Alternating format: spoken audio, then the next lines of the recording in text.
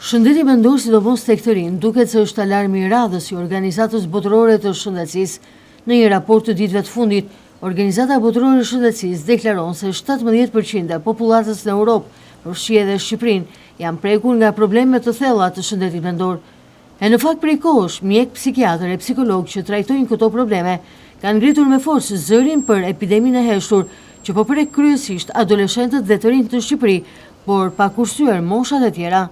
Problemet e shëndetit mendor lidhen direkt me simptomat e ankthit, çrregullimet e humorit për të shkuar më pas te simptomat e depresionit.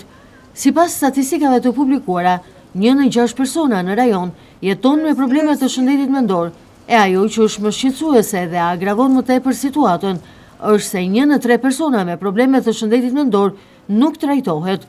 Shpesh mjekët psikiatër e lidhin rritjen e ankthit dhe depresionit me gati 25% për shkak të pandemisë Covid-19, ndërkohë që më shumë se 1 në 10 adoleshent ose gati 11% e adoleshentëve shfaqin probleme të thella të shëndetit mendor edhe kanë shkak sjelljet në rrjetet sociale.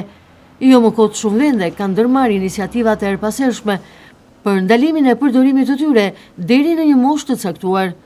1/4 e vajzave 15 vjeç raportohet se qëndrojnë të vetmuara në pjesën më të madhe të kohës, e po kështu 1 në 4 persona mbi moshën 60 vjeç thonë se ndihen të vetmuar. Nisur nga këto të dhëna alarmante, ekspertët e shëndetit kërkojnë që shëndeti mendor të jetë prioritet i qeverive dhe strukturave shëndetësore, në mënyrë që në bashkëpunim me institucionet të tjera të ndikojnë në uljen e shifrave të raportuara.